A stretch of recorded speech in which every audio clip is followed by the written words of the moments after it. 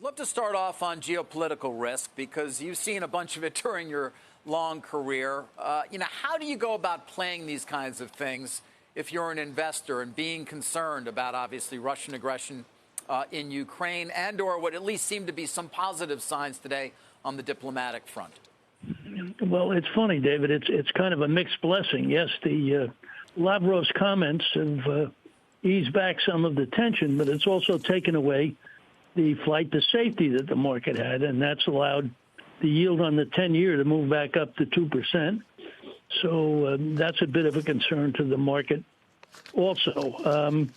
As far as Putin, I think the possible military move didn't look like it was going to come too early, because when he rushed some troops down to Kazakhstan to protect that government, he sent some of his top troops, leaving him with a chunk of that group in Ukraine as draftees. So he may be waiting to bring back the guys from Kazakhstan and get himself in shape. So I think that may have delayed things.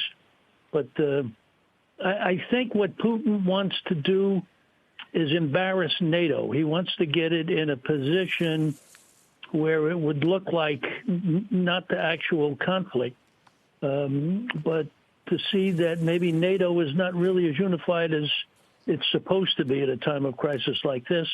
And that kind of embarrassment, I think, would be a European benefit to Putin. But for now, as I say, it's a mixed blessing.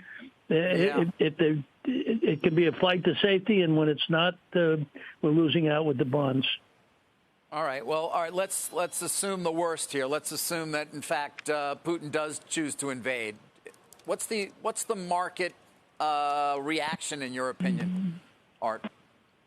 Well, I think the market would, if he actually invaded, if there was military conflict, I think it would. The market would move sharply lower.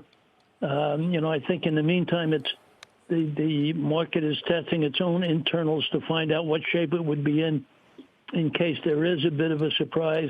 I'm hard pressed to think that we necessarily get into a shooting conflict. I don't think Putin is ready for that. I think he wants to kind of do some diplomatic circling. But as I say, I'll be watching to see if he gets all of those troops back from Kazakhstan. Then I would worry a little bit more about some kind of actual military overture. Meantime, Art, it's Morgan. The comments we got from Bullard on our air this morning, this idea that inflation is everywhere, that perhaps it makes sense to front-load tightening because inflation is accelerating. I mean, it does seem to me that the geopolitical situation and the inflationary headwinds that could add to a conversation that's already being navigated by the Fed and thus market participants right now is really sort of what's front and center. So how does that play out? And is Bullard somebody who's going to get more Fed officials on board with his thesis? Well, I think he's going to get help from the markets because we are seeing oil moving up. And more importantly, you're seeing things like aluminum, construction metals.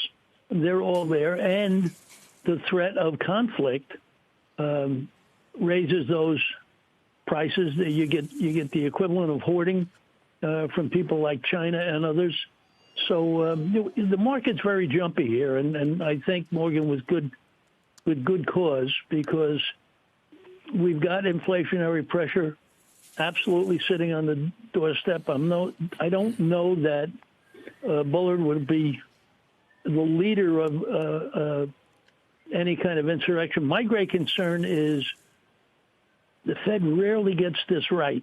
They always talk about tapping on the brakes and slowing things down. And invariably, as they begin to tap, they wind up slamming on the brakes. And that is disruptive to the stock market again and again over the 60 years I've been watching it. And I'm afraid we'll get there, because I think what will happen is when we start to raise rates and we stop adding. I mean, we're still adding, which is the crazy part of it. I think I would have preferred if they stopped QE first and then looked at the rates. But it looks like they're going to put both feet on the brake. They're going to wind up basically eliminating the QE at about the same time they're raising rates. And that, I think, could be an abrupt surprise to the market. Shepard Smith here. Thanks for watching CNBC on YouTube.